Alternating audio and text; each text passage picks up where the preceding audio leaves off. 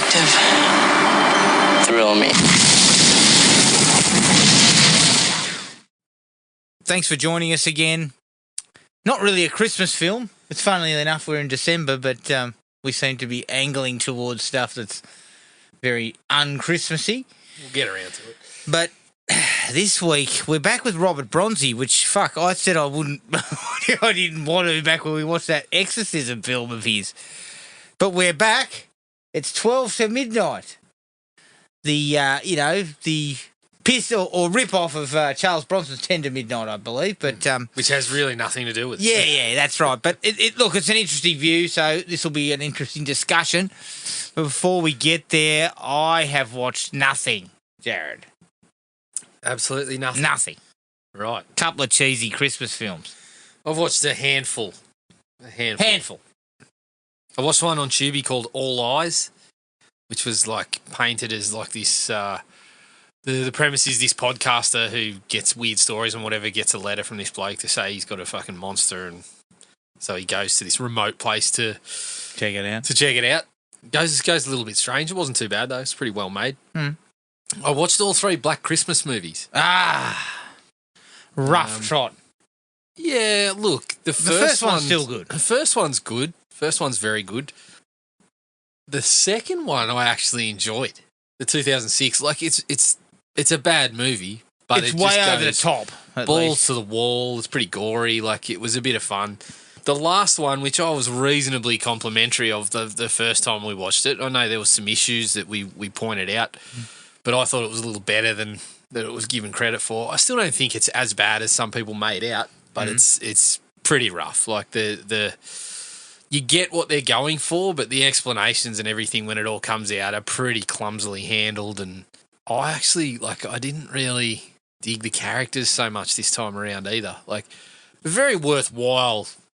Like I thought the point that they were going for, like if there's anything that you could skewer, it's that kind of frat house culture. Yeah, absolutely, and I would totally agree. I think the thinking behind it and the ideas were very much worth investigating. Yep, but just not the way they did. They fucking botched it from the get-go, and they didn't even throw in some sort of cool kills and violence and stuff like that. They didn't even bother to go down that route. Yeah, like that. It was really tame in that respect too. Yeah. So yeah, not great. I then went for another original remake combo. Turkey Shoot. Turkey Shoot. Is there a remake? There's a remake with Dominic Purcell from 2014-ish or something. Yeah.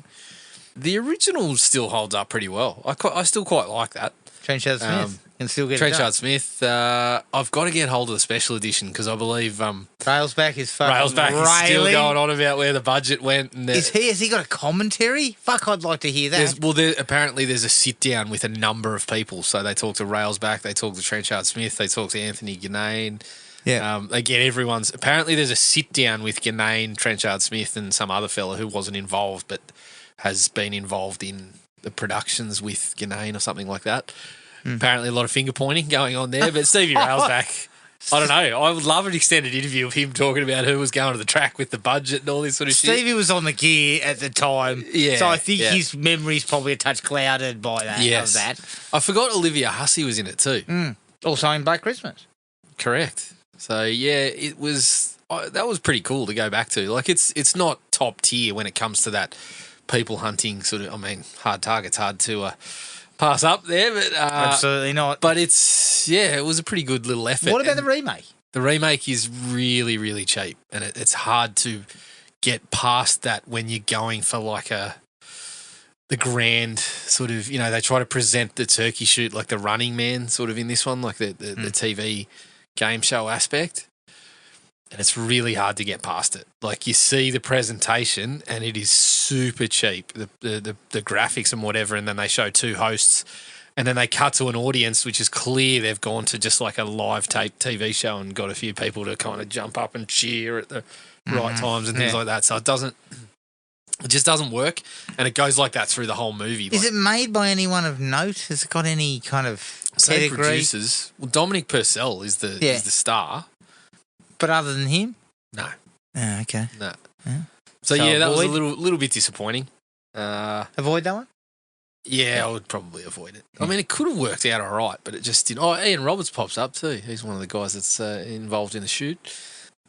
So after that, I got around to a Norris picture that we've been sort of talking about for a while. I watched Lone Wolf McQuade. Oh, yeah. What was that like? It's actually pretty good. Yeah. I didn't mind Is it. that Like would you say that was his best picture? I personally still prefer Invasion USA because it's just fucking...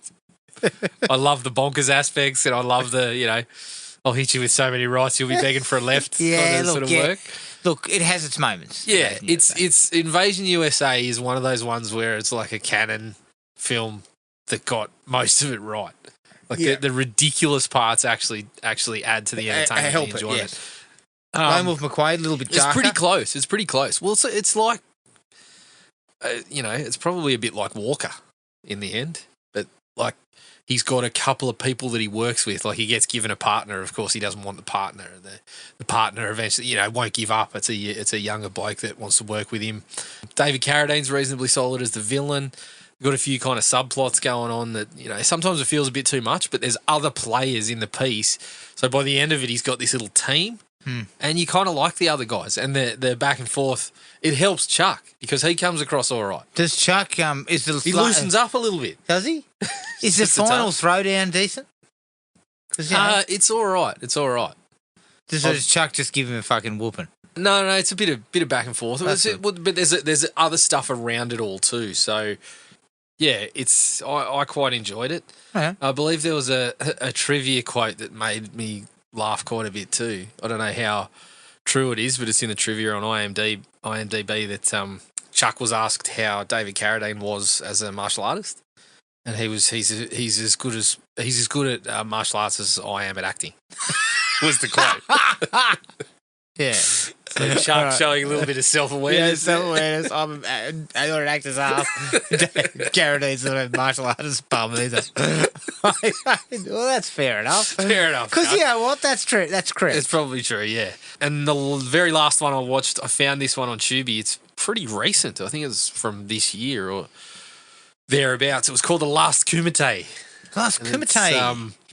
It's this actioner it's exactly what it sounds like. It's basically like your kind of Bloodsport sort of rip-off with a couple of the old 80s sort of action people in kind of mentor sort of roles. Like the bad guy is played by Matthias Hughes. Oh, yes, yes. And his henchman is Tong Po.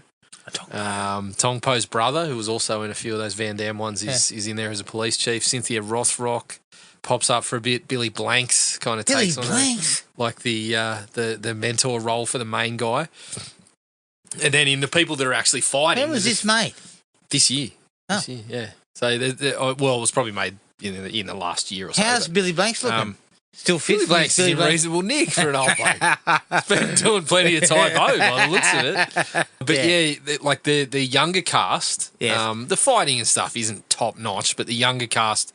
There's a few interesting players there too, like Bolo Young's son. Oh, who looks just like him, probably not as big muscular wise, but obviously is kind of in the same class as a bit of bodybuilding, bit of martial arts. Okay. Looks very much like him.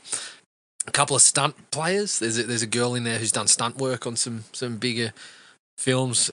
I actually didn't mind it. Oh, the other thing was the original music was done by the guy that did it for Bloodsport, I think, with original songs by Stan Bush. Oh, bullshit. So they've basically just looked at it and gone, what can we do to make this as close to Bloodsport as so you've got a couple of Stan Bush fucking soaring tunes in there, and then the other music around it has taken a few cues from those old 80s movies, but there's 2 or 3 points where it's like, he's tried to get Mortal Kombat with this. It sounds exactly like the games and the movies, so it's actually pretty enjoyable. I mean, it's cheap as chips. It's exactly what you would expect, but I didn't mind it, actually.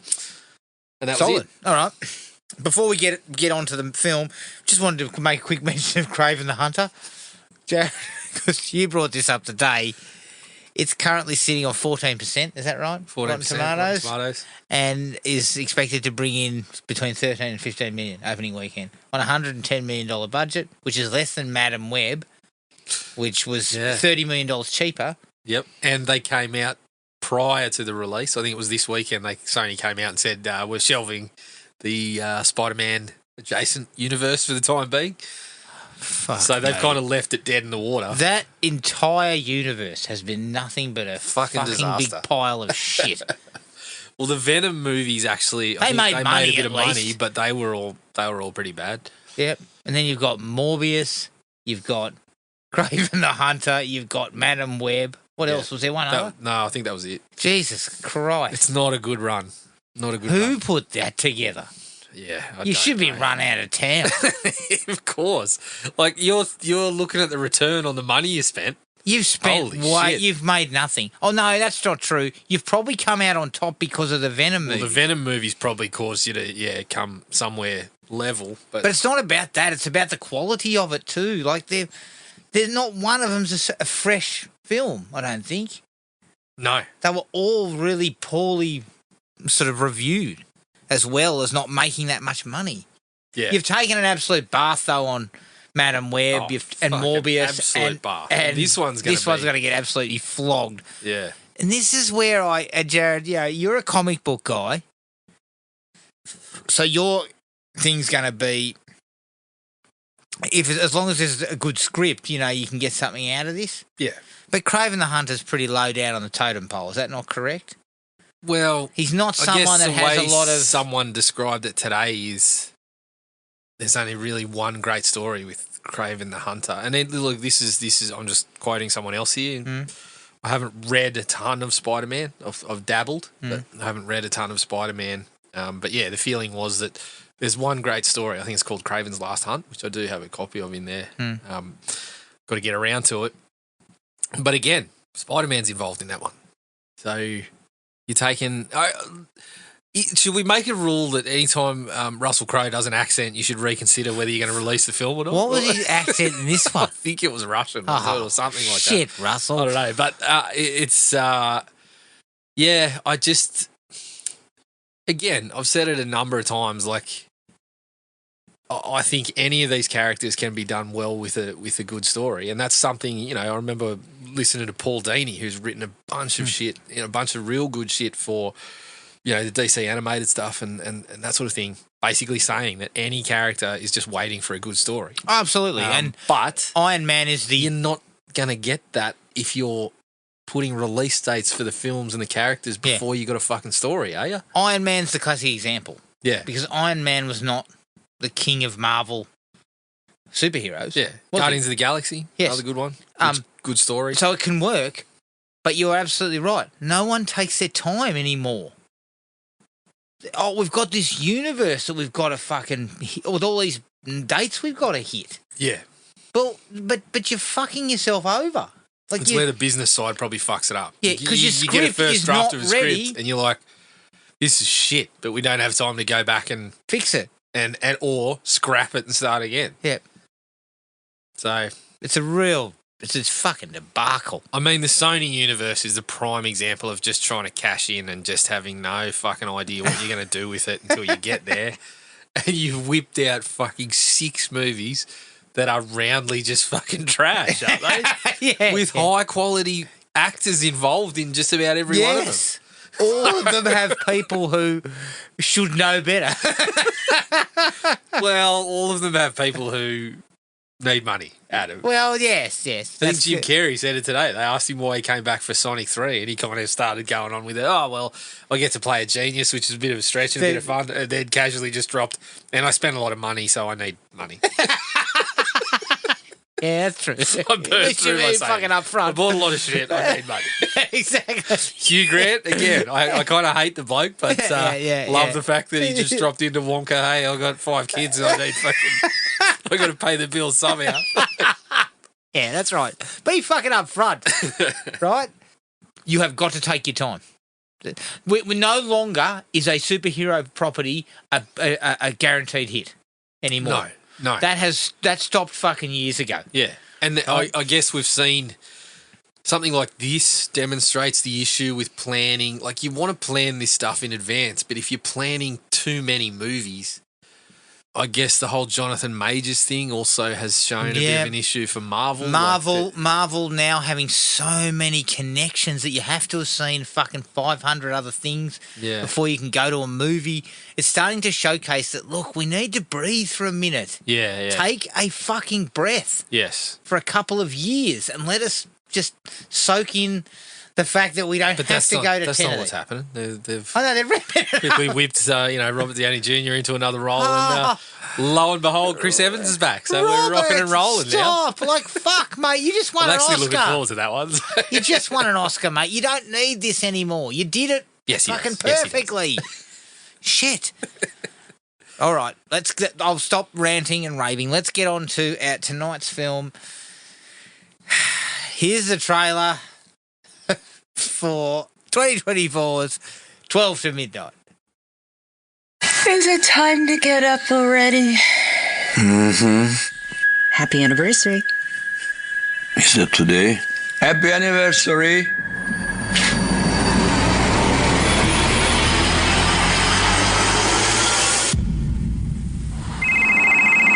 This is Rhodes. I have information about your wife. We found another body last night. The wounds are just like Tammy's. Now, all this time, we figured Tammy's murder was a random act. Where were we? Now, apparently, that is not the case. But I am reinstating you on a provisional basis. This guy is taunting you, but he wants you in play. So, let's put you in play.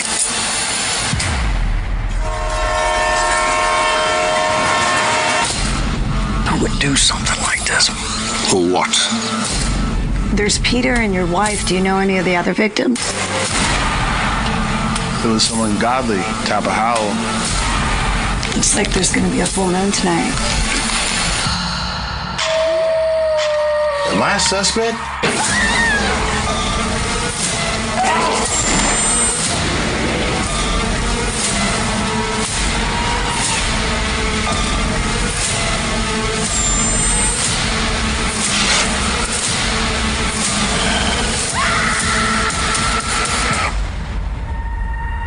You look familiar.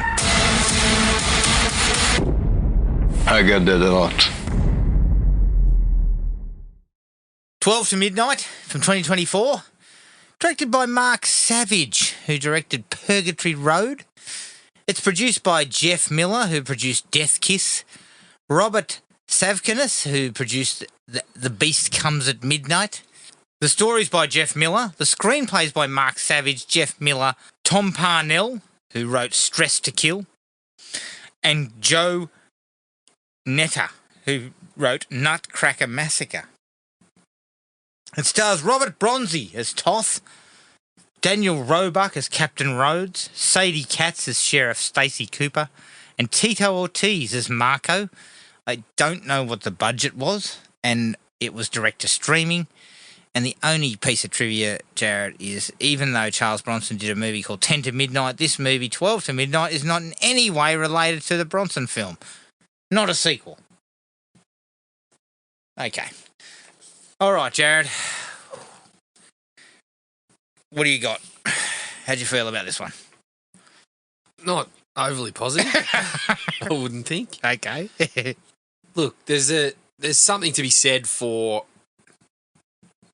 having just recently watched a bit of Bruceploitation and that sort of thing and watched the doco on how it all came about and the explanations for it. There is one thing I think they got right about this in terms of like putting together the scenario, which we'll talk about when we get to the likes, which I think touches on sort of the classic fucking exploitation fare. When it comes down to the execution of the whole thing, it's pretty standard stuff. I think it looks reasonably solid, like locations and whatnot that they've used are pretty strong for what's got to be a very cheap picture. I would have thought so, yeah. But someone hire Robert an acting coach or dub the man immediately, for God's sake. I think you've got to do both. You've definitely got to hire him an acting coach because fuck, he doesn't have any No range, Adam. Well, you don't even need range. Like, I need... No, you don't. That's the thing. Fucking you don't need a lot of range to do. You don't need facial expressions Show to me do a Charles something. Bronson impersonation. But Show me something, Robert. yeah.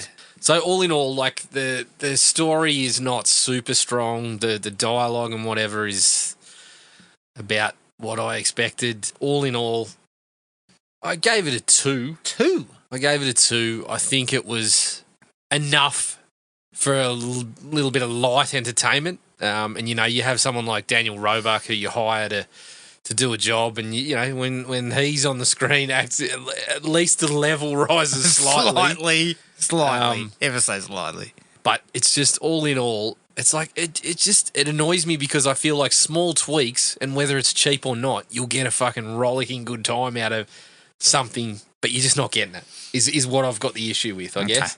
So 2, which is probably pretty generous. I'm with you that we were on the right track for a bit of B-grade sort of schlock, right? But again, the filmmakers don't play to the Bronzi strengths, which is just kick some ass. Like, the guy can't act a lick, can't act at all. I'm a better actor than him. I think you might be. And I think me and you, like, opposite Bronzi, would be... I could do a double take. Yeah, or, you know. Huh? Yeah. Okay. What was that? I would look equally as fucking shithouse in a romantic setting. Oh, well.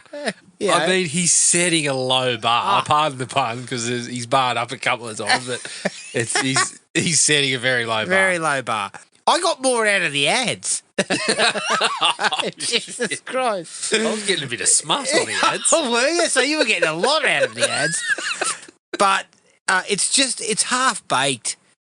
And, you know, as I said before, the filmmakers need to stick to the lane that Bronzi, which is more of a path. It's not a road, it's a path. I think I've mentioned it to you previously. It's a fucking tightrope, mate. Yeah. He can't move an inch left or right. But watching him sort of get emotional about losing his wife and then run this shit-ass police investigation is just not interesting. No. And it's slow, and to add to all that, the dialogue... I need more schlocky bullshit, more shootouts. The dialogue's rubbish, the direction, the acting, the FX. Like, it's just all this stew of shit.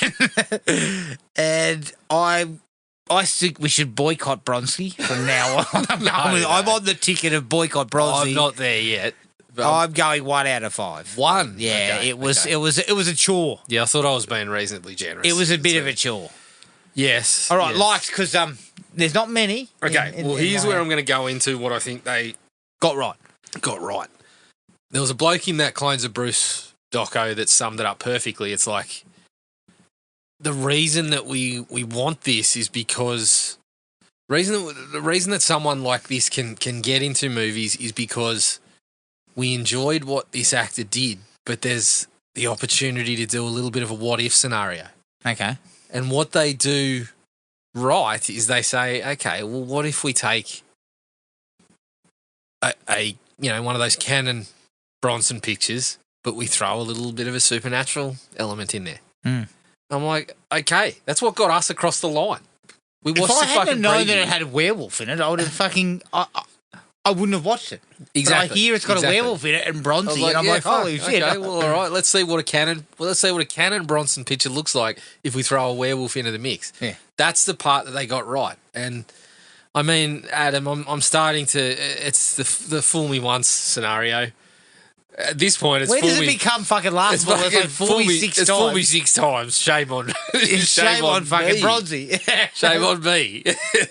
It's shame on Robert still Bronzi. shame on me because I keep going back to it. But I think they presented something that looked for all money like a classic exploitation, very much in that Bruceploitation wheelhouse. And we would have been happy if it had been happy as a pig in shit. Oh, if they'd have presented something just close to what was promised. happy as fucking Robert Bronzi crushing cans, because early on the bloke is Joe Hallenbeck. He's fucking smashing piss left and right. Yes. I was loving that. Yeah. Like, I was loving that.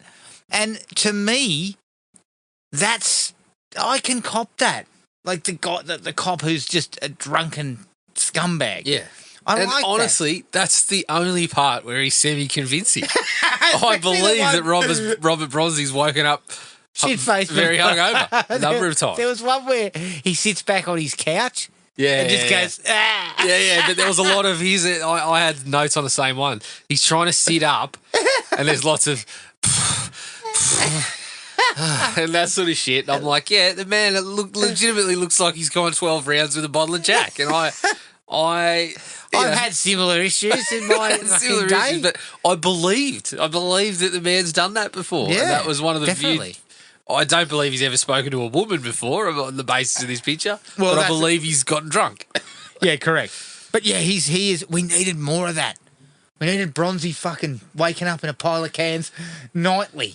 Well, Like, every time we saw him, there he was should a have been bit of off his that, nut. and they fit that into the story. The problem is that they don't really take it Yeah, anywhere from, that's the only thing that we're presented to say he's a little broken after losing his wife. Who we meet for fucking 2 seconds. 2 seconds. Unbelievable. And who's the chemistry. Whew.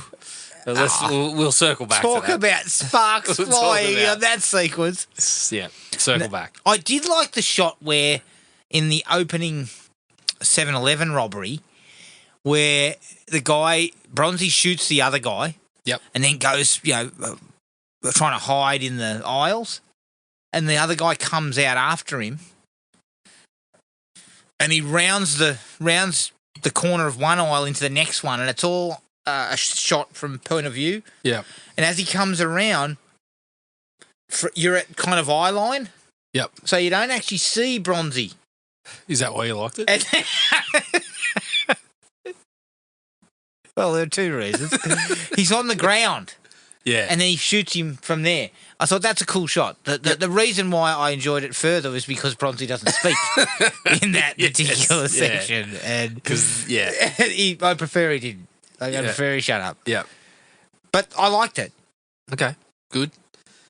Anything else from you? Well, yeah, a couple more. Okay, good. I've got one other. For a small budget, I think it looks all right. Mostly due to they've chosen some reasonably solid locations. Some to of the use second unit or whatever, like where they catch some photos of like the train, yeah, things like that. That stuff and they looks fine. slide that in nicely. That's Yep. okay. Perfectly sound on that sort of stuff. I mean, as you mentioned, stuff like the direction and whatever's not necessarily super strong, but No, it would have been passable if some of the other parts were a bit stronger. a bit stronger. Yes.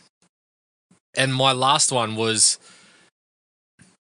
it's late in the picture where we just get a hint of what could have been, where Bronzi grabs the fucking massive gun and starts melting Yes. the bullets down, and we get this cheesy sort of shit where I'm like, this is what I was waiting for the whole runtime. Yeah. This is what we Why wanted. wasn't isn't it? this fucking front and center? Yeah. It's only like in the last couple of minutes. Yeah, and we get a bit of we get a bit of music sort of pumping in the background. We get him doing that sort of shit, and I was just like, "Fuck, fellas! Like, this is where we should have been, isn't it?" Yeah. So Indeed. yeah, that was the last one for me. It's not a large crop to choose Well, from I've got there. one more. Okay. The sheriff turns up to Bronzi's house at night. Yes. The female sheriff. She knocks on the door. He opens it, shirtless, of course, which is probably Bronzi 90% of the time. How would you rate him? I mean, he's an elderly gent. He's an elderly He's looking man. reasonably good for his age. He's in solidish nick it for an looks older like guy. Bronson did at the time, probably. Kind of, yeah. Look, I wouldn't look. Fuck, if I'm, however, how old he is. If I'm that age and I look like that, I'll be pretty happy. Yeah. Well, you're only a couple of years away. That's fucking not fair. 2 to 3 years. I think he's got 10 to 15 on me. I'd say he's currently. got 20. 20. You reckon he's fucking 68? I reckon he's pushing 70, Bronzy. Bronzy, but he looks, he gives a come hither look, which in Bronzy speak, that's, he fucking raises an eyebrow. He doesn't even sort of get, and her response is, About half a centimetre. her response is, I didn't come here to fuck you. And I thought, I know you didn't. Everyone Definitely knows he did not come here to fuck him. Yeah, And Bronzy yeah. does it again. If he's disappointed, it doesn't show. Like, Correct. He just sort of goes, Well, that's, you know what, that's another thing they kind of get right with Bronzi in these pictures is they play him like the Charles Bronson morals. Like he looks, well, I can't say looks because he doesn't look much at any time in the movie, but he kind of plays it like he's sort of embarrassed to be seen with his shirt off, which is classic Bronson. Yeah, exactly. You know, we spoke about Bronson not being able to say, you know, sex and fuck and things like that, but he's talking about who are you laying down with and all this sort of shit. Remember that information that was in the trivia in 10 to Midnight where it said he wouldn't wrestle with the nude bloke? Yeah. So they actually do play, from what I've seen, they actually do play the moral part of it a bit like Bronson, which is kind of funny to see. Like they're happy with him fucking smashing piss though. Oh, of course. Like, that's okay. I mean, that's all right. He's not hurting anyone else. No, just of course. And even when he does that, he's a true gentleman. He fucking brushes the cans off the seat when he offers you to sit down on his couch and stuff like that. Like, okay, dislikes. Oof, this is going to take a while. Way too slow. It takes forever to get to anything resembling kind of like action stuff, really. This is where these guys need to take Roger Corman's advice. This shit should be 80 minutes. 80 minutes, and there should be an explosion or a fucking car chase or a shootout every 10. Corman needed a pair of boobs every fucking 15 minutes or something like that, an explosion or something. Like, they should be in that, because I think, you know, it should be looked at in the same way. Cannon operated in a similar playbook. Unfortunately, every time you watched a Cannon movie, it was like they dropped the playbook and they put the pages back together out of order and shit. Yeah. You know, they'd accidentally mixed up pages from another playbook in there. But it's the similar sort of wheelhouse, right? Like Corman, at his heart, was sort of an exploitation. Like he would find that. He understood what audiences needed and that they weren't going to sit for long. Well, he understood who was going to watch his movies. Like, so, yeah. They weren't going to sit for long without wondering, when am I going to get some of this shit that I was hoping for? Yeah, exactly. This movie has no idea about that. It's 95 minutes. Should not have been a hair over 80. Like a hair over 80, right? Yeah. And it's just it takes too long. We need to see him kicking ass. Like, the police investigation, quite frankly, is extremely boring. I get that he's a bit older. I've seen him in a couple of punch-ons that looked ridiculous, but get him in a shootout or something. Like, he's a cop. Isn't he supposed to be blowing people away with abandon? That's what we've been led to believe. He does it in the opening scene, and that's the end of it. Isn't that movie policing? That's what we want. So yeah, that's the whole idea, right? You've got the cop that plays by his own rules, and we're looking for a throwback to that sort of shit. So correct. Yeah. But shootouts are easier to shoot. You can shoot them on a smaller kind of And canvas. as you said, the start in the convenience store is all right. Well, that's the perfect way to line kick delivery and whatnot, but it's all right. We probably should not use the term "all right" about any of this, but it's correct, Jared. That's a nice opener. Yeah, a solid opener. Yep, is to lead with that. They lead with that, then they spend at least an hour doing nothing. Yeah, right, and having this investigation that is so fucking boring. Yeah, and then the dialogue. Just to add to that, the dialogue. It's all exposition. Every time someone speaks, it's like an exposition dump. Yeah. It's never like just two people chewing the fat or, you know. Yeah. It's always like dumping out shit about what's going on or whatever. Like every time he meets with Tito Ortiz. Oh. I mean, excruciating. It's hard. Fucking, I don't know, rock up on Shane Black's doorstep and just can you just do a polish? Just say, I've just got one line. Can you read it and give me something better? Or if I give you 10 pages, would you run your eye over it? Make a couple of changes. Yeah, obviously he's not going to touch this stuff, but fucking watch some of his movies.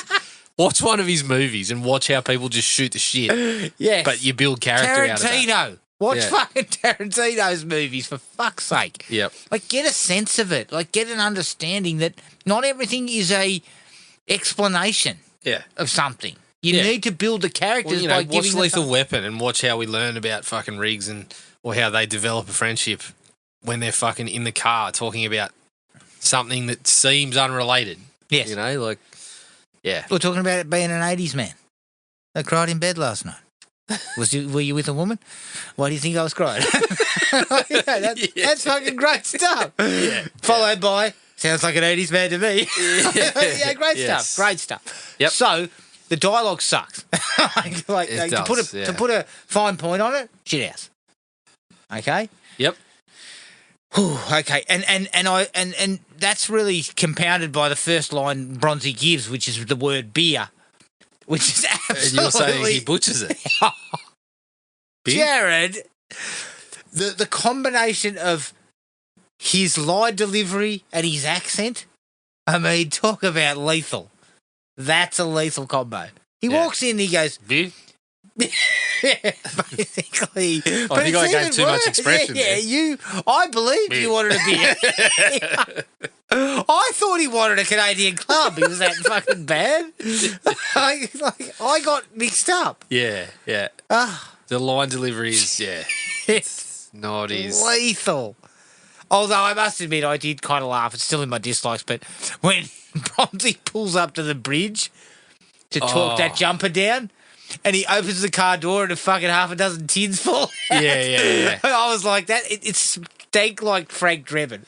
Yeah. But again, that's where he rocks up and he goes, "This isn't the answer." And it's like, okay, I think that fella's already jumped. going.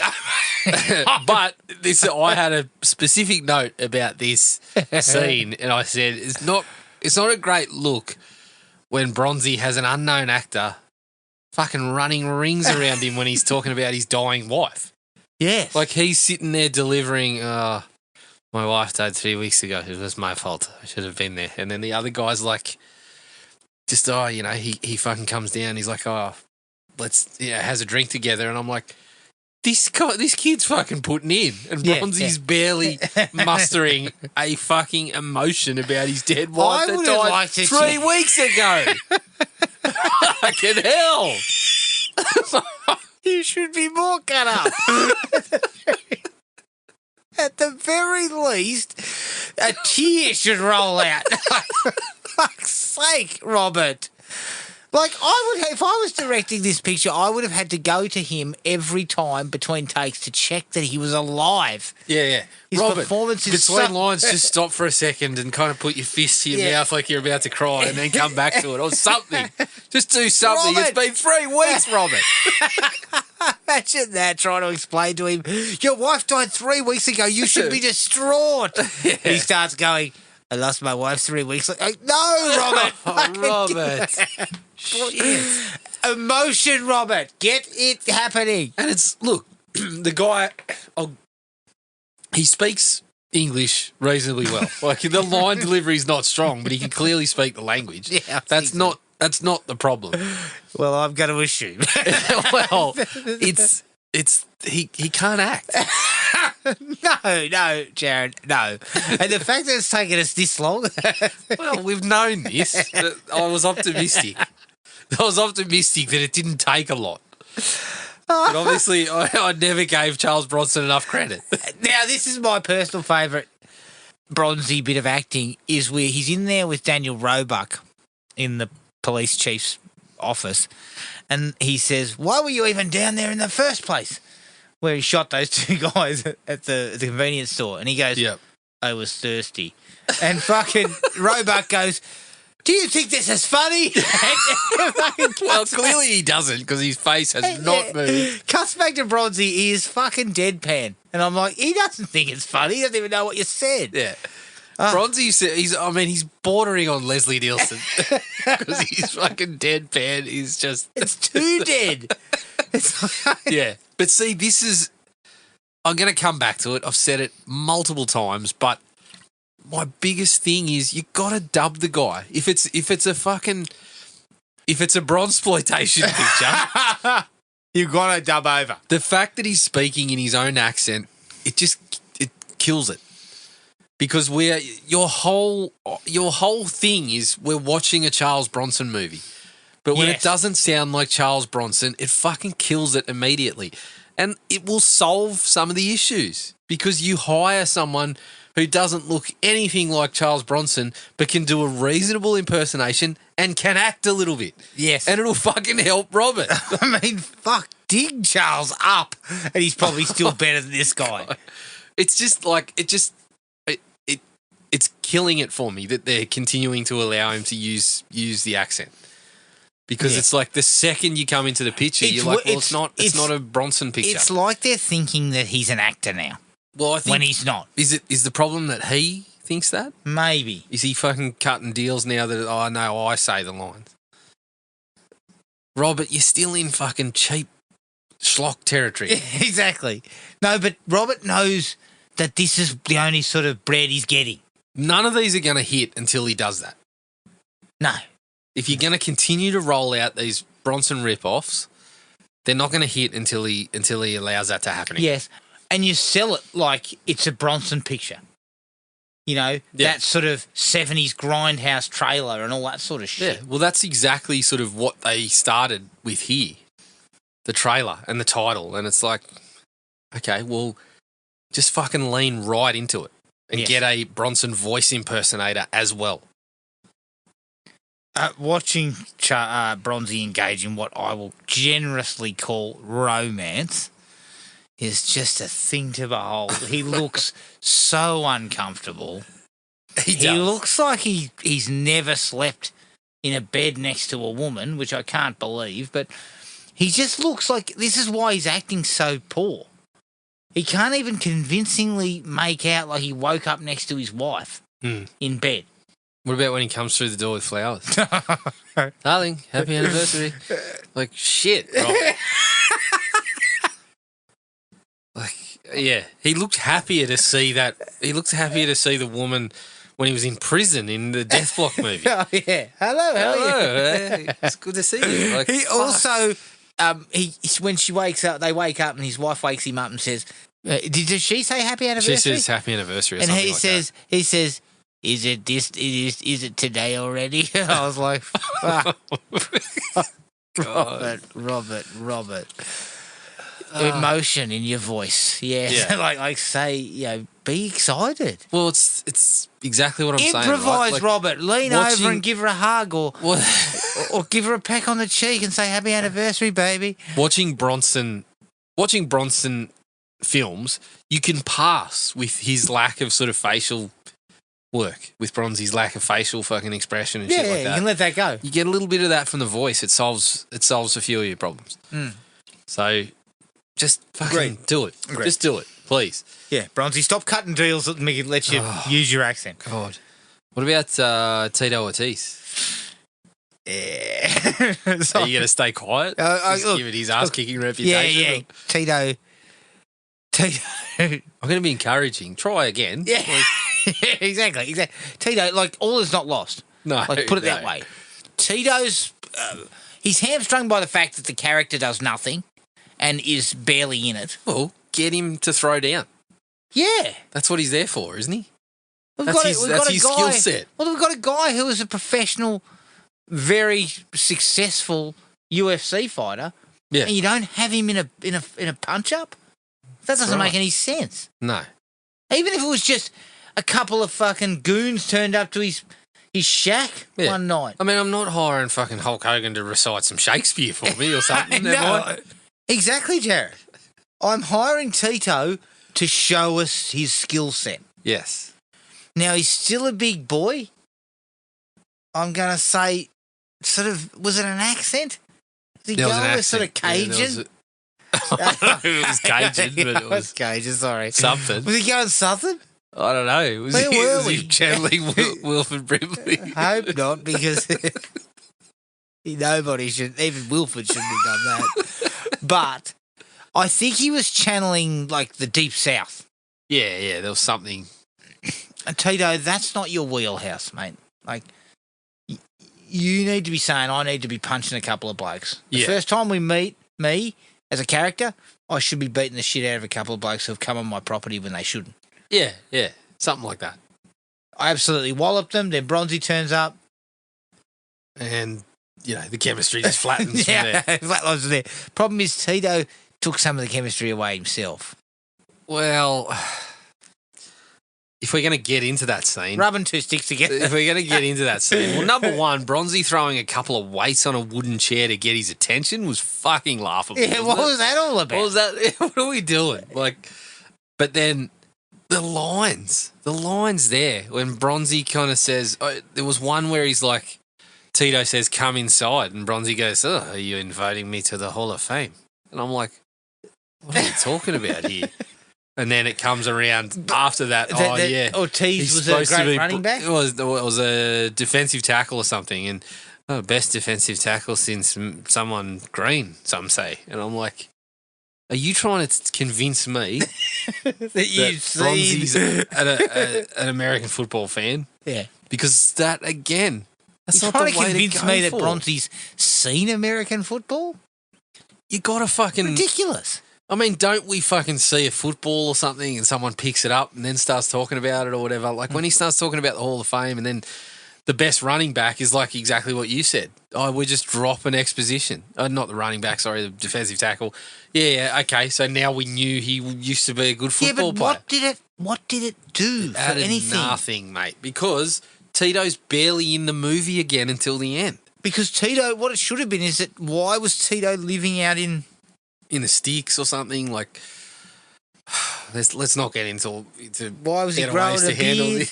this. Why Like was all that stuff. Why did he have an accent? Yeah. We're not in the South, Tito. Or were we? I don't know. know. Geography's not my strong Yeah, it's point, not my Adam. strong suit either. I mean, clearly Bronzy's not from the South. Unless it's the South of Hungary. Oh.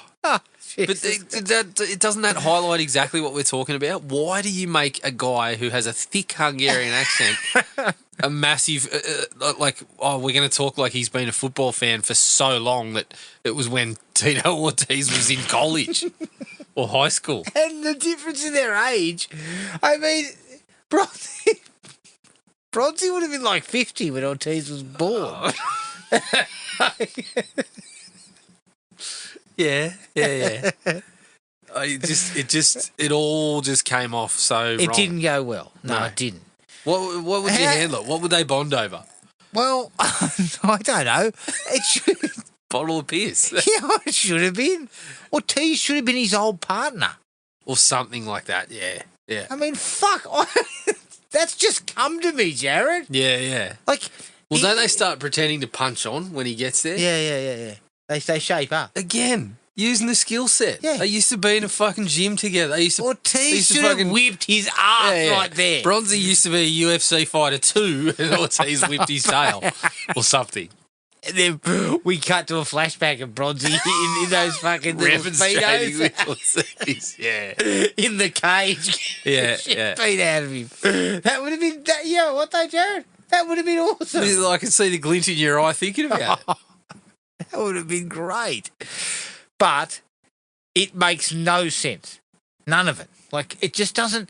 And it doesn't. This is where, I don't want to shit on Ortiz because I'm saying the guy had nothing to do. No, that's right. He's not given anything, so it doesn't help him. He's not a noted actor, so you're trying to learn the craft a bit, and you're getting stuck in a Robert Bronzi movie. Yeah, and the classic path is, well, we'll put you in a role where you got a couple of lines and you punch some heads. Yeah, because that's your skill set. Yep, and then we'll expand upon that later. It was like Conor McGregor in Roadhouse, right? Like him delivering lines looked ridiculous, but when they got into the fight scenes, that looked all right. Yes, it worked. So, how's the security guard's form? Or was he a cop? No, he was a security guard. Well, he's like, 1 minute he's all fucking, dainty about how, look, if someone catches you out here, I'll lose my job. And then he looks at her and goes, getting flirty without getting dirty should be a crime, I believe he says. And I'm like, where did this come from? Yeah, that was weird. And I know at one point he goes looking for him and he's yelling out his name and I'm like, who is this guy? The movie was so poorly put together, I didn't actually know who he was looking for. Yeah. McMahon? McMahon. Yeah. McMasters. But we stay with him. I know. We paint him as the red herring. Yeah, and they do some very poor fucking red herring work. Yeah. Like, it's not hard to work out because they bring his new partner in with like 25 minutes to go. Yeah. And they really only have one person aside from McMahon, which for a while you're like, oh, well, okay, it's got to be him unless they run with another twist. And then, as you said, they throw a twist. And they So throw you're the kinda young like, fella oh, in okay. briefly because he's going to take the girl down to mine number 9. Yes. I like the fact and that they throw a few lines to make it clear that it's him. They've got this McMahon character that if you've got a brain slightly smaller than my own, you look at him so and go, sort of it's him. boiled potato sort of size, like a slightly bigger boiled potato. Yeah. Well, it's You still a kind of potato, guess it's but McMahon, yeah. Anyone that's watched any movie before looks at McMahon and says, well, it's not him, so we're circling this other guy, but then they start dropping lines. They drop a particular line about, sometimes these people kill themselves rather than living as a werewolf, and you're like, okay, so yeah, are you pointing at him or are you trying to bamboozle us again? And then for a while I was looking at it. I was looking at it going, it's got to be him because there's no one else. And then, as you said, they bring someone else into the picture. Okay. No, see, I also had old mate circled. Yeah. Peter or whatever. Yes. And I had him circled, but because there wasn't much else on the table. No, I was that's like, right. well, it's clearly this guy. And then when he starts telling her to come to mine number 9, I'm like, all right, okay. We're 25 minutes out. Well, yeah, This when must he be the gets guy. on the train, I'm like, okay, so we're seriously sticking with this. And then there's a couple of moments with his partner, and then as soon as you see him sitting down with his partner, you immediately like, oh, okay, Something's here. they're pivoting. That stuff didn't quite work. I mean, at least they fucking tried. It was more successful. I've seen movies put less effort into. It was more successful than I expected it to be. Yeah, yep. The werewolf is just awful. Looks terrible. Awful.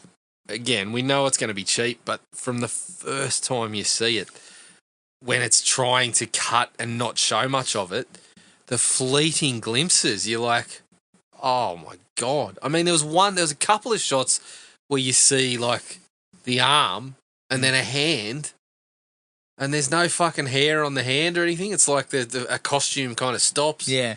Oh, I'm just like, fuck. Well, Initially, I was thinking, are we going with this isn't a werewolf and it's someone dressed as a werewolf? Is that what we're running with? Because the effects make it they were look like so that. bad. Like, that was a rubber mask. Yes. It was not a piece of prosthetic effects made by somebody. It was a mask that you would have bought in a shop. Like, that's unforgivable, Jared. You hire somebody who can put together a partially decent face. Surely there's people out there that will be like, I'll take the low money. I just want to showcase my work. Yeah. And you shoot all of those sequences in a day, if you have to. Yeah. Just so you can get that mask look, that good solid look of actual. And it doesn't even have to be super great. It just needs to be good enough and passable enough that when you see it, especially in those fleeting glances, like that was in the dark, and it was fleeting, and it was still like, bad. It was just shit. That doesn't look good at all. I know this is one of your favourite parts, but what about when Bronzi gets the handwriting of his new mate and then takes it and puts it against what's on the train? Compares it to shit that's been scratched on a train. Yeah. Oh, And he they goes, could be. They could. Maybe similar. They're not similar at all. Not at all. Not at all. And I'm led to One believe of you're them the best is- detective in the unit. One, I don't need the handwriting expert to say. one of them is cursive that. and one of them is scratched on the side of a train. in like triangular Yes. lettering. They're not even remotely similar. Yeah. What kind of fucking half-baked investigation are you running? Oh, well, we see that when Bronzi gets to go and lead the interrogation. He gets nothing. There is nothing out of that interrogation that you could use. Well, only because I didn't know what he was saying. Harsh, again. Well, the person being interrogated is like, can you repeat that? But that scene goes for what? Probably goes for about a minute, maybe Yeah. a shade over a minute of him doing the interrogation. And we get nothing until he drops a bit of what we've got, and the guy says, I need my lawyer. It's like, Fuck, what did I put you in there for? Yeah. I thought you were going to crack something here. So sorry, you told our main suspect everything. Yeah. Yeah, okay. And he's lawyered up. He's lawyered up. Awesome. Thanks, Robert. You've Thank fucked you, it, you haven't fucking idiot. you? Yeah, that was pretty rough. Oh, well, one of the things, just let's add to the FX that we were talking about, when they find the prostitute and she's been gutted, and it is clearly rubber guts. Mm. Like, again, hire somebody, for fuck's sake. What do you reckon they're making it for? Back in the day, Savini and co were using pig intestines. Yeah. What do you reckon they're making this for? Maybe $1 million, $2 million. 2 million? Well, no. You could not be in the millions. With these special effects. I don't reckon it's $1 million. I'm talking like 100,000. No, it's got to be at least 500K. Yeah, well, I would put it more in that range. In this day and age, it's got to be higher up towards $1 million. Well, I don't know, because the equipment doesn't cost as much as it used to. No. So you can probably run a smaller crew with. Well, it's digital. It's all digital. Yeah, you can probably run a smaller crew with if you've got the right equipment. Fucking good. And this guy that's producing it has produced a lot of movies, so it sounds to me like he would be a guy that's. What do you reckon they're shooting it in? About 2 weeks? 3 days. No. If you have $1 million, you get better effects than this. Oh, surely. There's one of them where there's an eyeball hanging out, and it's clearly like a ping pong ball. It is. It's got a seam. It's got a seam. Oh, could you see the brand? Was it a good brand? It didn't have a brand, but oh my God, I was like, this is just slap dash. Yeah. Right? You could hire someone who's done Savini's course. Yeah, who could produce better work. Totally. And they surely wouldn't cost that much. Yeah. To produce a couple of days of effect. What's going on these days? What are they doing? I don't know. I would have preferred bad CGI. Correct. Me too. Like I've always had a problem with werewolves and the CGI transformation. Yeah. Because I think it looks ridiculous. Well, they didn't even bother with a transformation. They could. You could not consider a transformation with what they were working. No, there was a couple of bits where the guy had shit glued on his neck. And his hair was all. But again, that wasn't a transformation. That was just like one shot to the next. He like turns around in a shot, and then they go to the next shot to show the other side of him, and he's hairy. Oh my God! Just quietly. I've seen hairy. I mean, I look at my fucking own chest and I'm like, there's more hair on that. Yeah, shit. You've looked at your back and you thought you were a werewolf. Yeah, I may have considered it once or twice. Is it a full moon? Am I a man or am I a beast? I'm more beast than man, it would seem. Okay, so let's finish this up.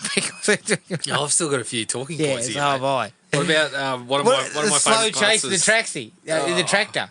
Yeah, that was He good. should have run the guy over. Well, it's another case of why doesn't the person go left or right? Zig. I mean, run up one of those little hills of gravel. Because the tractor's not getting up there, is it? But Bronzi doesn't even put his foot down. No, I know. He purposely kind of just rides along behind takes it him. slow. And then gets out and shoots him. It doesn't make sense. You run the guy over. Yeah. Well, he was, he's trying to turn over a new leaf and not just, kill people every time he gets on. You do that after this investigation's over. You turn over a new leaf once you've killed 4 or 5 Once you've killed a person who's not actually the person. And your police chief basically writes off the fact that you shot 2 people at a convenience store. Yes. It's not considered like, well, shit, this guy should probably be up on murder charges. No, that's right. Manslaughter at the minimum. I'm pulling it back a bit, but I kind of giggled when they're Daniel Roebuck's talking to Bronzi about what's going on, and they run the hair samples. He goes, "It's definitely wolf hair." All I could think of was like Monster Quest. I was just thinking, he was like, "Oh, it's definitely wolf hair." Oh, sorry, that was I've just got that mixed up with a sample of the local Bigfoot sighting that we just had. Yours is actually just dog hair. So, yeah. Those fucking pseudo-scientists out there. Oh, Bigfoot came knocking on the door last night. I got my hair sample. Then we go to the scientist. That's a dog. Yeah, it's a dog. Or it's a bear. Yeah. I don't know how many times we've told you Bigfoot is just a fucking bear on its hind legs, you idiot. How many times do I have to explain this to you? Oh, bears, but they're on all fours. They can get up on two legs, you knob. All right, now. The conversation with Jenkins in the bar, you brought it up before, is laughable. Yeah. And then they kind of try and pass it off that Jenkins has sucked a bit too much piss. And he gets up and wanders off all kind of all over the joint. And, of course, they then cut back to it that he was turning into a werewolf at the time. Which, for mine, was far better when old mate comes to talk to Bronzi and tell him, I'm the guy you saved, and Bronzi's not fucking responding to anything, and then he tries to stand up and it makes it clear that he's shit-faced. Like, well, that's the best bit of acting he's done in the movie, really. Yeah. Do you think directing Robert Bronzi is difficult? Yes. In a word. I think yes. Yes. Well, what do you get? Something, anything. But if it's gonna be that level, but he's also got bad dialogue, yeah, it's never gonna work, is it? Yeah. It's very bad. Now I'm gonna throw something at you. When Robert is chasing the guy before he gets in the tractor, he's chasing the guy through the whatever it is, coal mine or this whatever. guy's property, wasn't it? And they say he's got a mine on his property, and then we turn up and it looks like a business of some Exactly. sort. No explanation. Anyway, yep. He's chasing him. He looks like he's about 100. Like, we gave Dolph Lundgren some shit when he was making Skin Trade. He looked like he was about 75 and he was fucking hobbling along. And we were laughing. We were chortling. Dolph Lumbering, I think we called him. Yeah, we did. Turns out he had cancer at the time. I know. I feel bad about that now. I've got to stop making comments on things like this. You feel bad.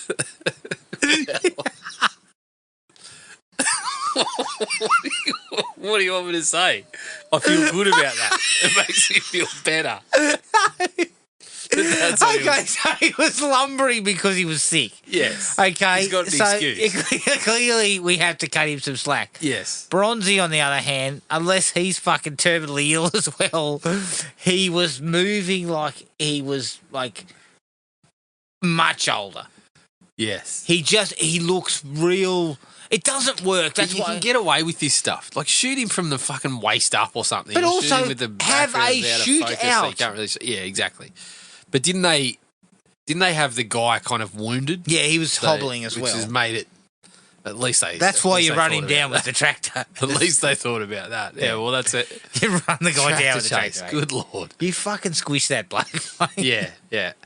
I actually thought. Remember when Toth turns up at the crime scene? I keep calling him Bronzi, but Toth was the character's name, wasn't it?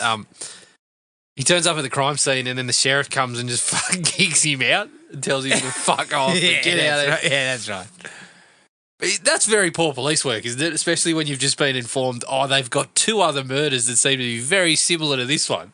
Yeah. There's a serial killer operating. Oh, okay, that's good. Get the fuck out of my crime scene. Like, yeah. well, don't you want to talk to the bloke? But also, can you not tread on that shit? Get out from behind the lines. We'll go for coffee after this because I need to talk to you. Yeah. But also, that shit didn't work. No. The whole kind of saddling, trying to make out like he was being saddled with her. Yeah. What was her role? It seemed to be nothing except for to have the daughter. We know what her role Oh, was. It well- was to say, I'm not here to fuck you, but kind of give him the eyes like, Yeah. if you play your cards Like right. if you were 35 years younger 45. and Charles Bronson, Oh, not dear. Robert Bronzi, But then she also... I would possibly fuck you, but She also mentions something about, when she finds out about his wife, and then she gives a response similar to myself when I found out Dolph Lundgren had cancer when I was making I fun feel of his bad writing about style. I feel bad about this. You know what? If we had to feel bad about every time we fucking shit on someone, we would be making mea culpas every fucking week.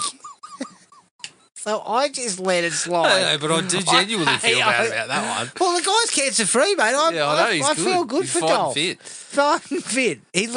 Dolph is in his 70s. Yes. And he would whip my ass fucking hard. I would be in the same category as the bloke that broke into his house and realised where he was and casually kind of put everything back and left. Exactly.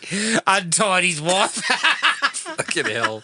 God almighty, I would be fella. that guy. No, Dolph, I never said anything about your running style. What? I was just coming round to fix the shower. Yeah, when Dolph is on my hammer, ready to kick my ass, I'm sure I won't have anything to say about his running style. I hope to cross my legs are working when he's after me.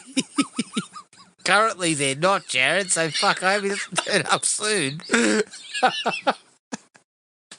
Yeah, we're talking about his running style. At least he can still run.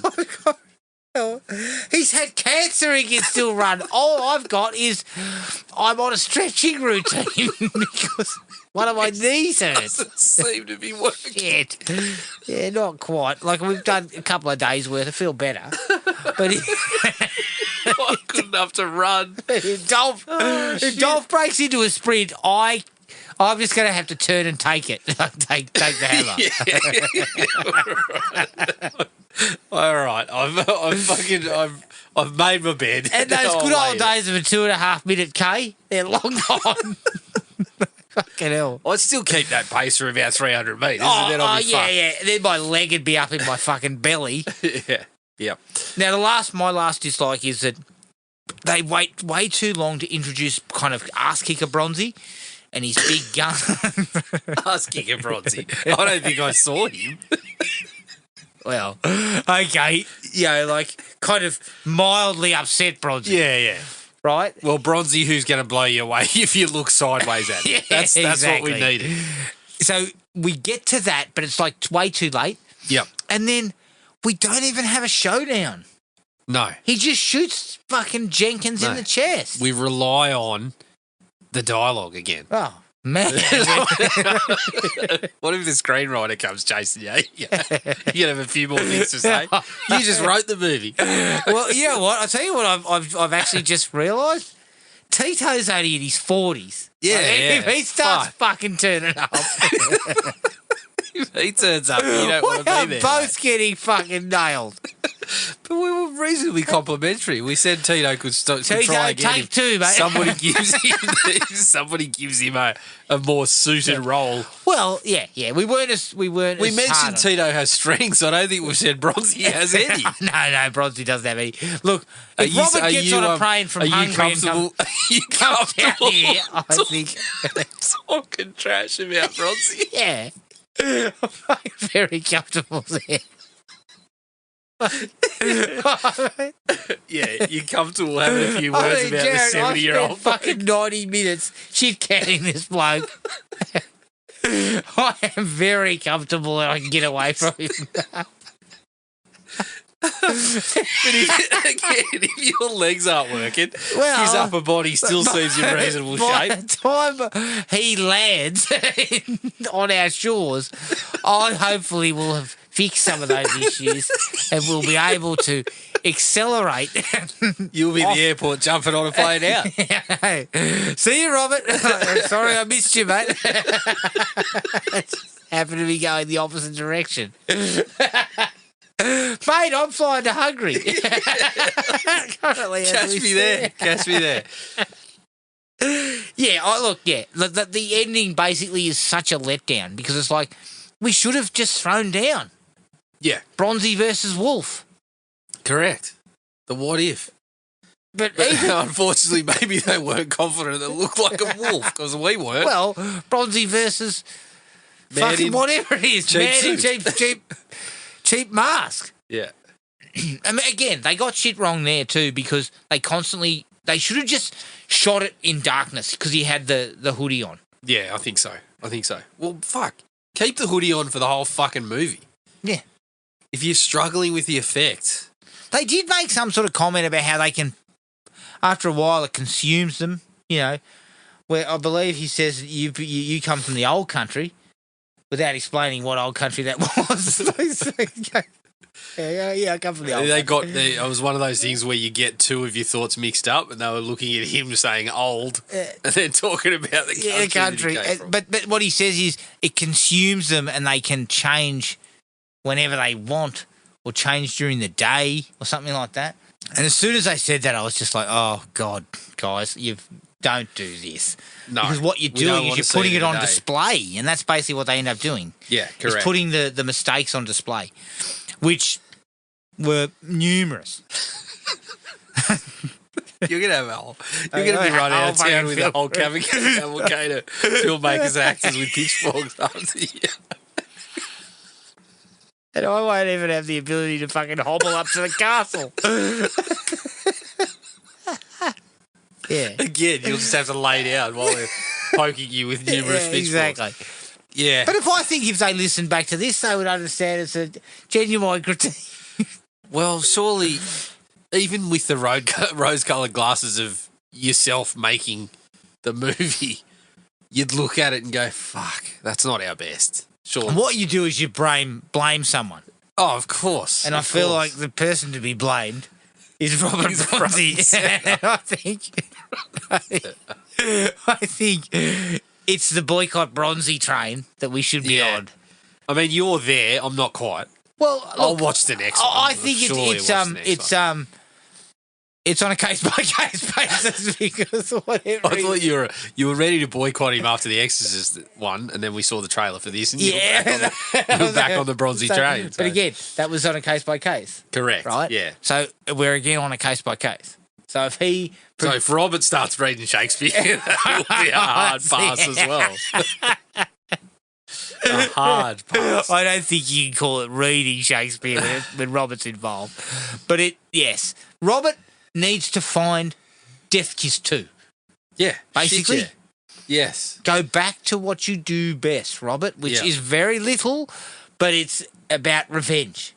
Right. That's don't fucking worry about the story. It's a fucking straight down the line revenge picture where you get in as many shootouts and punch-ups as possible. Sounds good to me. Boycott broken. Yeah. We're back. Yeah. Do you have anything else to add? Would you like to shit-can anyone else? No, well, do you feel that you've got the leg spring to get away from some of these people? Well, the last your ears will let you down, you fucking moron. I can't hear them coming. At the moment, if they approach me on my right side, I won't fucking know, but... You'll hear a muffled sound and then they'll be on you, yeah. My last point was about Tito Ortiz, but you got me second guessing that one. No, go for it. You haven't happened to read any reports about whether he's ill? Yeah, but you don't know if he's in Australia, do you? Because if he is, we will edit this within a fucking inch of its life. Like Tito Ortiz, fantastic. No, I think just by the end of it, we'll record some B-roll in case we get the kind of stinger at the end, and it just again left me wondering, is this the whole reason you had Tito Ortiz in the movie? Because again, it's just a waste of what. If I had him in a movie, it would be doing what he does best. We've said it a bunch of times, but that last part of the movie just reinforced it once again. Well, shouldn't it have been? That should have been the throwdown. Well, his eyes change. Bronzi realises. They engage in some. Yeah, they engage in a little bit of a punch-on again when they were dancing around, shaping up to each other before. Yeah. So Tito when we saw that, it was going to be a quick finish if Tito started throwing properly. Robert doesn't want to be there. Tito starts firing up, Robert's going to get his fucking head caved in. Yes. But yeah, it also... I guess it's hard to sell that. Yeah. Bronzi knocks Tito on his ass. I don't know if that can be accepted. The last point was it becomes pretty clear that the fucking second we're introduced to the sheriff's daughter, it's you talk about the character work, we sit there and we're like, okay, well, why is she here? And then immediately you're thinking, we got to have someone else to put in danger. That's all it is. And it just comes around she doesn't get anything to do bar be in that situation, and you're introducing a character from kind of the periphery. She's got no involvement. She doesn't know Bronzi. As far as I can tell, she's never met the bloke. Yeah. That entire pairing had no reason to exist. Yeah. In there. If you're gonna have him and the sheriff, they've got to meet earlier and develop something. There needs to be a romance, Jared. Well, I don't know if I'd go that far. Maybe they tried and it just didn't work. Yeah, I know. They shot some shit. They were like, "Oh my god, Robert, we need to cut this and put it on the cutting room floor." You reckon the director's on your boycott, Robert? Yeah, I reckon. No, but you know what I mean? Like, you needed to make them a romantic link, right? Yeah. Because Robert lost his wife 3 weeks ago. Fuck. You need to get back on the horse, Robert. Did anyone do a second draft? No, they didn't. Because someone should have said she died 3 weeks ago. That's way too short. Yeah. He'd still be. So you telling me by the time we get to Tito's shack at the end and she starts, coming and saying, "Oh, can a girl join in and whatever," and starts sort of giving Robert the eyes, you telling me that's a month? A month, maybe 5 weeks. Like 5 weeks is not enough time to grieve. Like, I know the guy can't emote, but it should be like 6 to 12 months. His wife died 6 to 12 months ago. I've recently come back to being normal. But prior to that, I was a fucking mess. That's where we should have started. Yeah, exactly. So Robert could say, "Oh, if you'd seen me yesterday, there would have been tears in my eyes. I couldn't hold myself together." I stopped drinking today and I shaved. Yeah, well, you can still drink after 6 months. Yeah, true. 12 months in, you should be fucking knocking over a case of lower brows. I'm not crying or emoting anymore, but I'm still getting pissed every day. Well, that's how I'm dealing with it now, through alcohol. Although I have had my hair cut and I've got a fresh shave on. Yeah. Exactly. It should not have been 3 weeks. He would have still be dealing with the coroner. Well, you were only at the funeral yesterday, Robert. Fuck. Show some emotion. Show us something. But also take some leave. Yeah. Possibly. And don't take it because the captain has taken your gun and your badge away. But the funny thing is, we go with that, but the captain never really says, You haven't gotten over the death of your wife 3 weeks ago. You're not mentally stable. Yeah, exactly. He just says, "You're fucking killing people. Give me that." Yeah, and then 2 minutes later, here, you can have this back. Yeah. Fucking hell. But I agree with you. It should have been 12 months later. He's somewhat kind of like things have scabbed over. Yeah. And he's sort of starting to heal. Yeah, and we don't. No, well, he's still fucked, but he's not, breaking down into tears every time someone talks to him. Yeah, exactly. Because we can't possibly see that on screen with Robert. What we do is we push the timeline a bit further, and we have Robert get into kind of like a emotional relationship with the sheriff. Yeah, clearly non-sexual because she told him she wasn't interested in fucking him. Which I thought, you know what? Set the boundaries because this guy needs to know where they are. Yeah. You got anything else? No, I think we've spent enough time sort of 1 hour signing and 21 our own minutes talking about this shit. Signing our own fucking death warrants. Oh yeah, don't worry. Tito's he's currently ensconced overseas. Tito's not going to hear it. But Robert might. Can you look him up to make sure he's not currently on the shores of Australia? And he may, if he's in Sydney, I'm fucking shitting bricks. Like, I'm changing my name. Yeah. Taking a quick trip over to New Zealand. All right, that was 12 to midnight. You can find us on Podomatic, iTunes, Spotify, and wherever else you get your podcasts. Send us an email at thrillme@ionet.net.au. Like us on Facebook at Thrill Me Podcast Australia, Podomatic at thrillme.podomatic.com, and Instagram at thrillmepodcastau. Keep an eye on the Facebook page for details of the next film that we cover, but until then, take it easy, everyone, and we'll catch you later. Cheers. Find the podcast at Podomatic or on iTunes. Don't forget to rate and review. Like us on Facebook at Thrill Me Podcast Australia or contact us at thrillme all one word, all lowercase, at iinet.net.au.